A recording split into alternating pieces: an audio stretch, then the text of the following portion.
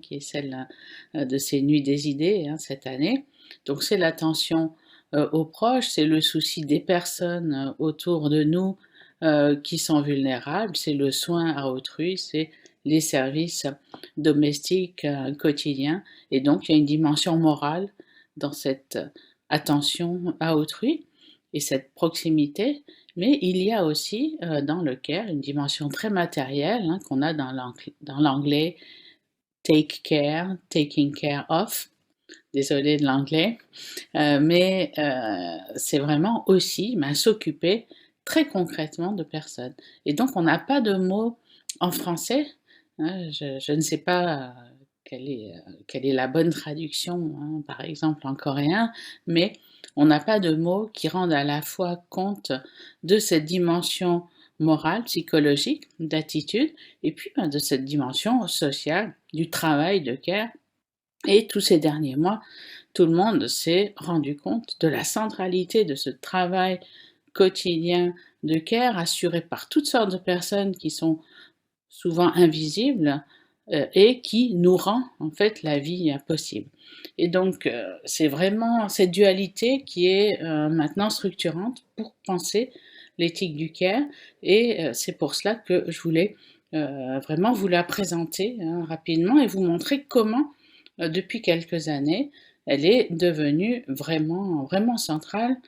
dans la moralité en général, puisque l'éthique du care, c'est une moralité que Carol Gilligan, qui est vraiment la penseur la plus centrale peut-être de cette éthique du care, donc c'est une moralité qui est celle d'une voie différente, qui est une moralité négligée, parce qu'elle est d'abord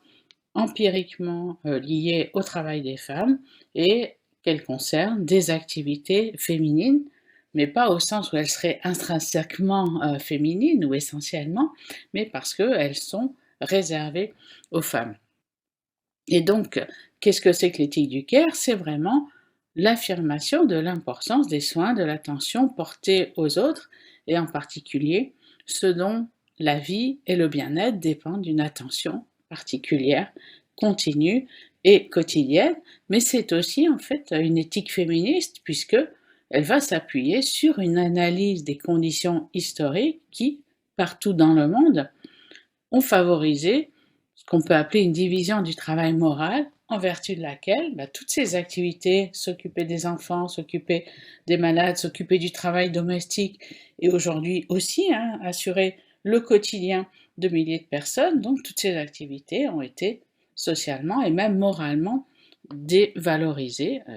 et c'est bien sûr dû à l'assignation des femmes à la sphère domestique et au fait plus général que ces sentiments, ces activités de care, le souci d'autrui et le travail des femmes ont été réduits au rang de sentiments d'activités privées et donc pas publiques, donc dénués de portée morale et politique. Et donc, ce qu'on a voulu faire en développant l'éthique du care, qui a été vraiment très présente en France depuis le début du XXIe siècle, eh bien, c'est vraiment faire entendre